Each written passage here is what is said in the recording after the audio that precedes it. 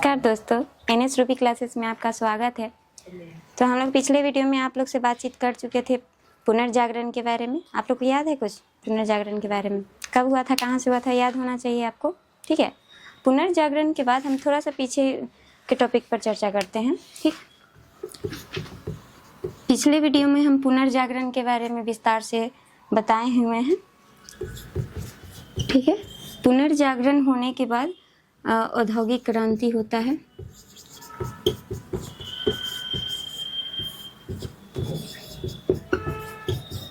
और उसके बाद यूरोपीय कंपनियों का आगमन होता है। कहाँ? भारत में। ठीक है, तो रिलेट करके पढ़ने से क्या होगा, सब कुछ याद हो जाएगा। ठीक है, पुनर्जागरण सबसे पहले कहाँ? यूरोपियन क्षेत्र में आया था, जो कल हम बात किए थे कि इस वाले क्षेत्र में देखिएगा। पुनर्जागरण के बारे में बताए थे कि अरबों का आक्रमण, जो ओटोमन साम्राज्य था, वो बेंजेंटाइन साम्राज्य जो यूरोप में पड़ता है। ठीक है, सबसे पहले जो तुर्की था, तुर्की इस क्षेत्र में 1453 ईस्वी में क्या हो जाता है, अधिकार कर लेता है। कौन? अरबों का आक्रमण होता है 1453 ईस्वी में और तुर्की पर अधिकार हो जाता है। और वो सब भाग के कहाँ चले जाते हैं? इटली में। ठीक है, और इटली दो भागों में बट जाएगा। और फिर ओटोमन साम्राज्य वाले बेंजेंटाइन साम्राज्य पर हमला करते हैं। और उसी दौरान पुनर्जागरण जैसा चीज़ देखने को मिलता है, जिसमें आप देखते हैं दांते को पुनर्जागरण का अग्रदूत किन्हें कहा जाता है?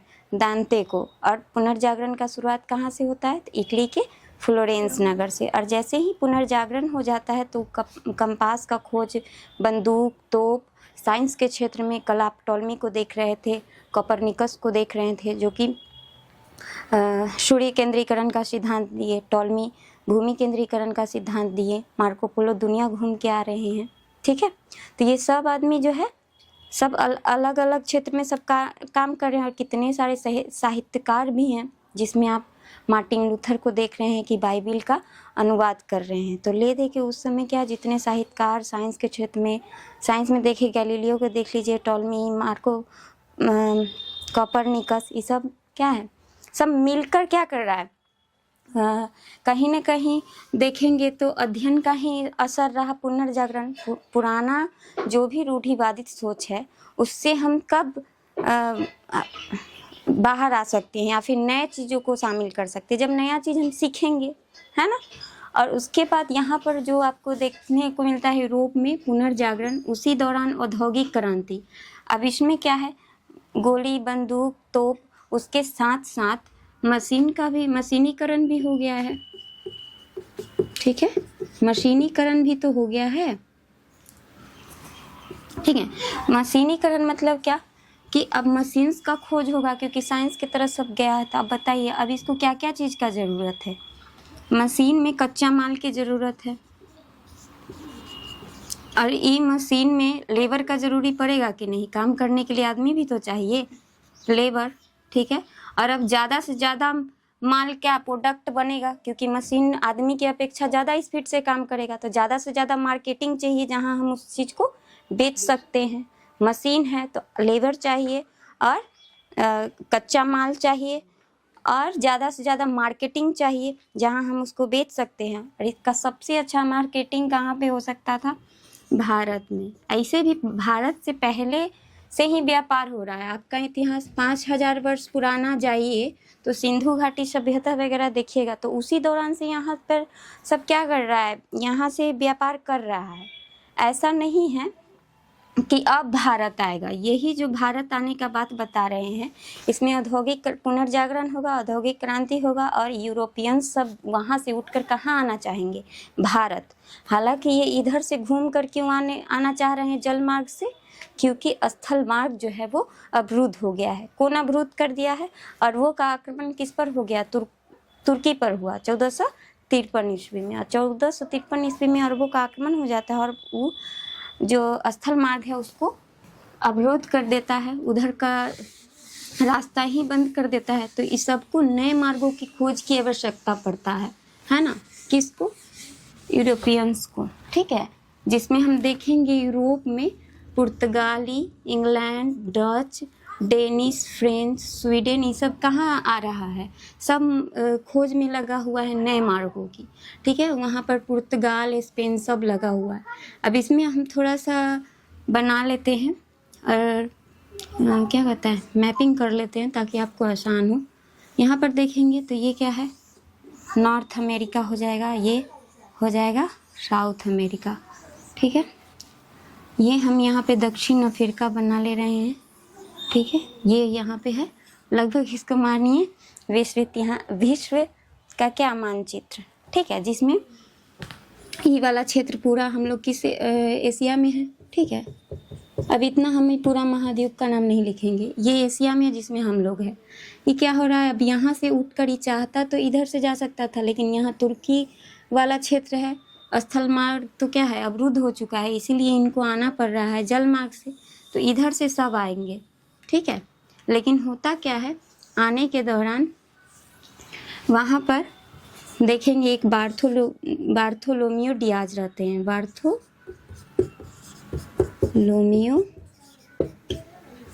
डियाज, ठीक है, जो चलते हैं यहाँ पे 1487 में, ठीक है। और यहाँ पर पहुँचते हैं दक्षिण भारत के दक्षिणतम हिस्सा में पहुँचते हैं। यहाँ पर ऐसे सब आता था और यहाँ से घूर के चला जाता था, ठीक है। उसको यहाँ आता था। और अब बताइए, आपको जो यहाँ मैप पढ़ना लग रहा है कि इतना छोटा है, लेकिन जब आप समुद्र में जाइए तो एकदम छोटा सा नदी भी कितना बड़ा लगता है, और ये तो समुंदर है।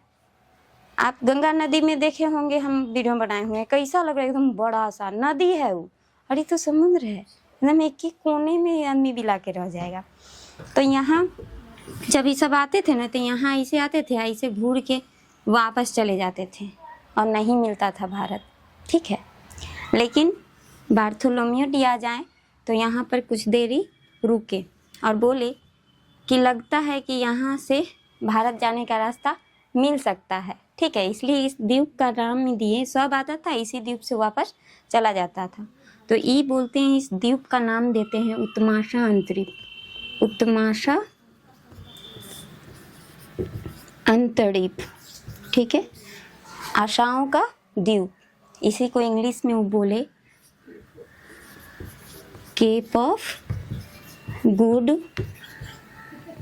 होप। होप मतलब क्या होता है, आशा। आशा है कि यहाँ से भारत जाने का रास्ता मिल जाएगा। और यहाँ कब पहुँचे थे, यहाँ 87 में चले हैं, 88 में पहुँचेंगे। और इसी तरह से कोलंबस भी आया, लेकिन इनसे पहले आया, इनके बाद आया 1492 में, ठीक है। कौन आया, कोलंबस, ठीक है। ये आते हैं तो यहाँ से क्या करते हैं, ऐसे घूमते हैं और ये ना वापस ना जाके किधर चल जाते हैं, इधर। और इनको एक नया दुनिया मिलता है, क्योंकि इससे पहले दुनिया इतना ही सब जानता था कि इतने दुनिया है ना। इन सारे क्षेत्रों का खोज हुआ, बट ये इस दुनिया के बारे में किसी को नहीं पता था। और उस समय ना सब एकदम एक दूसरे से कंपेयर करता था और कंपटीशन में लगा हुआ था कि कौन भारत खोजता है, क्योंकि सब निकलता था कि हम भारत खोजेंगे, हम भारत खोजेंगे, ठीक है। और यहाँ से जब निकला तो ये हल्ला कर दिया कि क्या हमको भारत मिल गया। और यहाँ के लोगों को बोला, कोलंबस क्या बोला, कब 1492 में यहाँ के आदमी को रेड इंडियन बोला, ठीक है, क्या बोला, रेड इंडियन। तो अमेरिका का खोज कौन किया, कोलंबस, ठीक है। और आज भी यहाँ पर एक जगह है कोलंबिया करके, ठीक है। आपको इतना याद रखना। उसके बाद आपके आते हैं वास्को डी गामा, ठीक है, ये स्पेन के रहने वाले थे, ठीक है। और ये वास्को डी गामा आएंगे, पुर्तगाल के रहते हैं, वास्को डी गामा, ठीक है। और ये आते हैं, कब आते हैं, ये आते हैं 1498 में, ठीक है। और ये यहाँ से आते हैं और यहीं पे रुके रहते हैं, ठीक है। लेकिन एक हमारे यहाँ का गुजराती व्यापारी रहता है, उनका नाम रहता है अब्दुल मजीद, ठीक है। मानिक था कि मजीद था, अब्दुल मानिक, ठीक है, क्या नाम रहता है? अब्दुल मानिक नाम रहता है। ठीक है, देख लेते हैं। मस्जिद भी कहीं कहीं दिया रहता है, यहाँ मानिक दिया हुआ है। ठीक है, मानिक दिया हुआ है, मनिक। ठीक है, अब्दुल मनिक ये गुजरात के व्यापारी रहते हैं और ये बोलते हैं कि आपको कहाँ जाना है, तो भारत। सब तो उस समय भारत भारत करता था कि हमको किसी भी तरह से यहाँ पर आना है। और आने के पीछे का रीज़न आप लोग को पता है, क्योंकि सब कैसे क्षेत्र में रह रहे हैं? शीत कटिबंध, ठंडी क्षेत्र में रह रहे हैं। आप ठंडी क्षेत्र में जो भी रहेगा उसको क्या क्या चाहिए? गर्म चीज़ चाहिए, जो कहाँ मिलेगा? उष्ण कटिबंधीय क्षेत्र में। हम लोग किस क्षेत्र में आते हैं? तो आप लोग को तो पता है कि हम लोग यहाँ पर 23.5 डिग्री, याद कीजिए आप लोग कि यहाँ से 23.5 डिग्री रेखा दक्षिण वाला हिस्सा, तो हम लोग पढ़ते ना, हम लोग के यहाँ सारा कटिबंध है। ठीक है, सारा जोन में हम लोग पढ़ते हैं, लेकिन हमारा दक्षिणतम हिस्सा जो है उष्ण कटिबंधीय क्षेत्र में है। तो यहाँ पे हम लोग के यहाँ रेशम, चीनी मिट्टी का बर्तन, उसके बाद मसाला।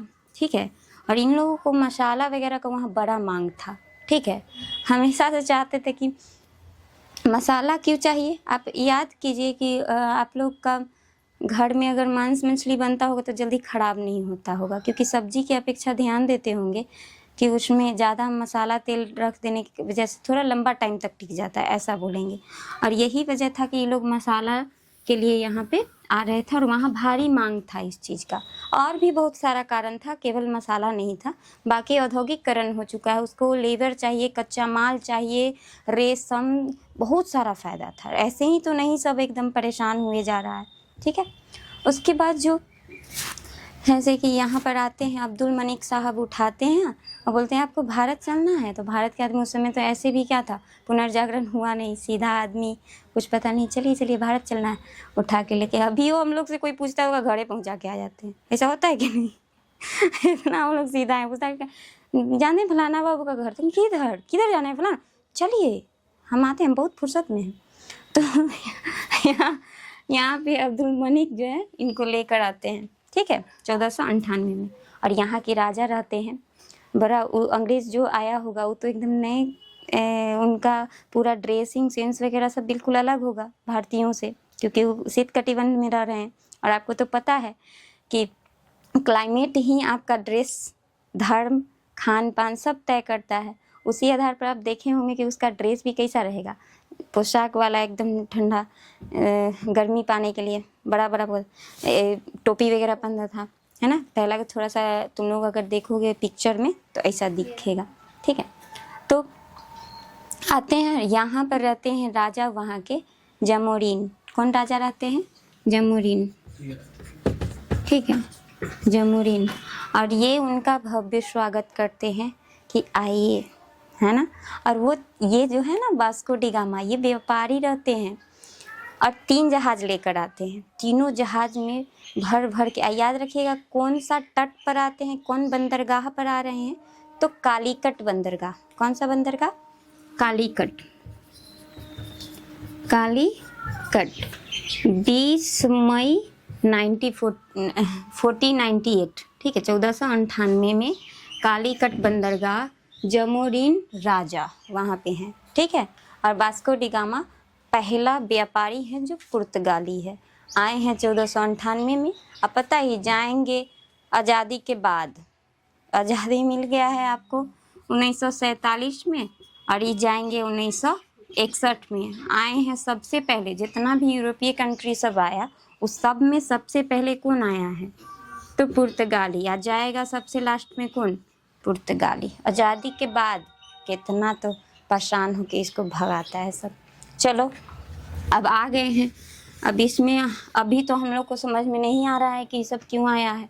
अभी तो नया नया यहाँ के राजा को अच्छा लग रहा है कि अंग्रेज़ है। अब धीरे धीरे समझ में आने लगेगा कि बाप रे बाप, इसका मकसद सिर्फ मसाला लेना नहीं है। अब आएगा समझ में, तो वही प्लासी और बक्सर का युद्ध आपको देखने को मिलेगा बंगाल वाला क्षेत्र में। जब समझ में आने लगेगा कि ये सिर्फ व्यापार करने नहीं आया है, इसका मकसद कुछ और है। ठीक है, और धर्म प्रचार करना, एकाधिकार करना, हर चीज़ पर अपना टैक्स लगाने लगा, बहुत सारा चीज़ देखने को मिला। ठीक है, जैसे ही आपका कमजोरी कोई देखेगा तो आप पे कोई भी नॉर्मल कोई घरे के बगल उगल में भी देखिएगा कि सामने ज़मीन पड़ा है, कोई नहीं देख रहा है, तो उसी में धीरे धीरे धीरे करते करते एक दिन केसों लड़ने लगता है उसी ज़मीन पर। तो ऐसा तो नॉर्मल आदमी करता है, तो फिर भी इसके पास तो बंदूक सब सारा व्यवस्था था। देखा यहाँ के आदमी अशिक्षित है, साइंस से बहुत दूर है, पढ़ा लिखल है नहीं, कुरूती 100 मानता है, अपने ही आदमी को जला उला देता है, 100 रंग के कुरूती है, जब चाहे तो एकरा सके फोड़ फाड़ के तोड़ ताड़ के ठीक कर सकते हैं। लेकिन वो आया शुरू में तो यहाँ जातिवाद जो है ना वो समझ नहीं पाया था, क्योंकि वो लोग काला गोरा मानता था, जाति नहीं मानता था। काफ़ी समय उसको लग गया ये बात सोचने में कि जाति क्या होता है। जब उसको समझ में आया कि वो अच्छा काला गोरा की वजह से अंतर ये सब नहीं करता है, ये सब वंश के आधार पर जात को ये करता है। जब समझ में आया तो फिर उसी आधार पर शोषण किया, ठीक है। उसके बाद हिंदू मुस्लिम के आधार पर आपको तो पूरे के पूरे अफगानिस्तान, पाकिस्तान, बांग्लादेश, इस सारा क्षेत्र को तो बांट के कौन गया? आपको क्या लगता है? पहले सब एक था, अंग्रेज के आने के बाद सब बटा है, ठीक है। कौन बांट रहा है? आप देखिए कैसे आप लोग बटे, कैसे आप लोग के बीच क्या क्या देखने को मिला। चलिए आगे पढ़िए। तो यहाँ तक आप देख लिए, अब अंग्रेज का एंट्री हो चुका है। वास्को डी गामा आएंगे, 3 जहाज मसाला भरेंगे, आराम से खुशी खुशी यहाँ जाएंगे। 1 रुपया की चीज़ के 60 रुपये में बेचेंगे। मतलब क्या? 60 गुना लाभ कमाते हैं। कितना गुना? 60 गुना। और सोचिए 60 गुना लाभ करें तो वहाँ तो एकदम पैसे पैसे हो गया होगा। सब देखा कि कहाँ से, मतलब ऐसे भी सब जान गया कि अरे भारत मिल गया, क्योंकि वापस पहले थोड़ी ना टेलीफोन था कि फ़ोन कर दिया होगा, ठीक है। अब यहाँ से वहाँ गया तो हल्ला धीरे धीरे फैल गया। पहले हल्ला फैलाने के लिए आदमी काफ़ी होता था, अभी सोशल मीडिया काफ़ी है, मीडिया वाला काफ़ी है। तो उठा और वहाँ गया, 60 गुना लाभ। तो कहाँ से आए? तो भारत से। लो आया डबडबाइल सब, पीछे से पुर्तगाली, England, Dutch, Danish, French, Sweden, सब आएगा। लेकिन इस सब में सबसे ज़्यादा मार धार करके जीत कौन जाएगा?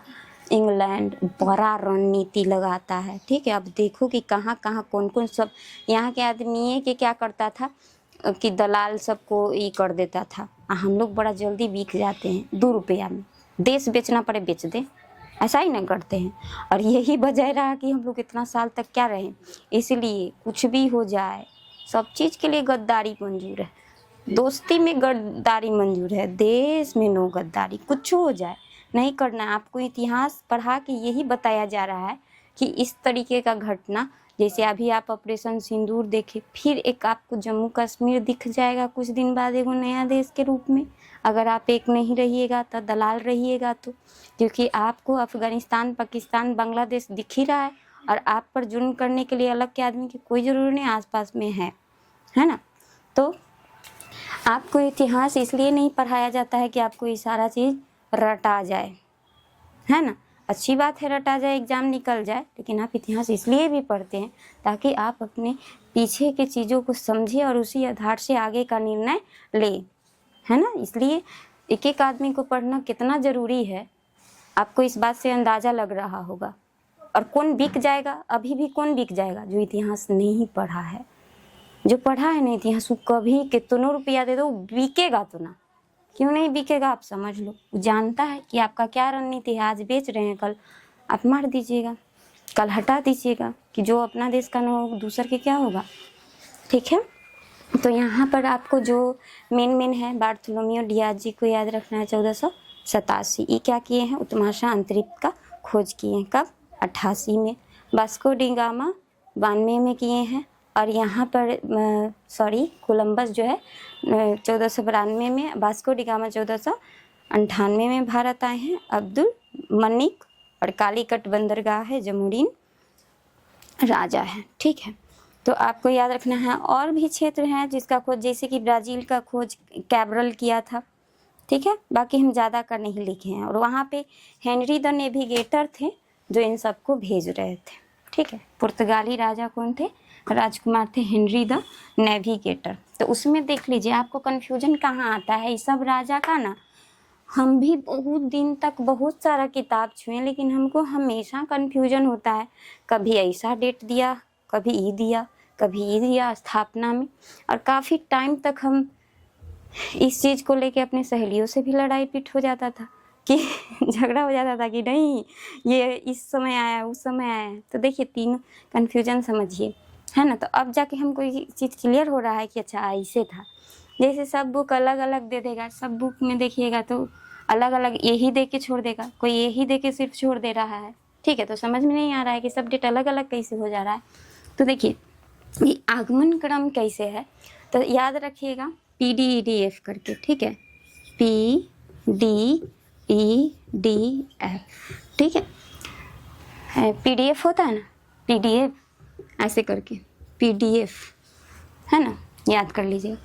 तो आप देखिएगा कि थोड़ा सा खाली देखिए, पुर्तगाल आया, उसके बाद कौन आया, डच, और फिर इंग्लैंड। लेकिन जैसे ही पूछेगा आया पहले डच, लेकिन स्थापना कंपनी का कौन पहले कर लेगा, इंग्लैंड, ठीक है। आया है डच, पहले स्थापना कर लेगा इंग्लैंड। अब इसको समझिए, डच जो है, पुर्तगाल के बारे में तो अभी आप देख लिए 1498 में वास्को डी गामा आया, सबसे पहले पुर्तगाल आया और सबसे लास्ट में जाएगा, है ना। इसका क्लियर हो गया। अब डच के बारे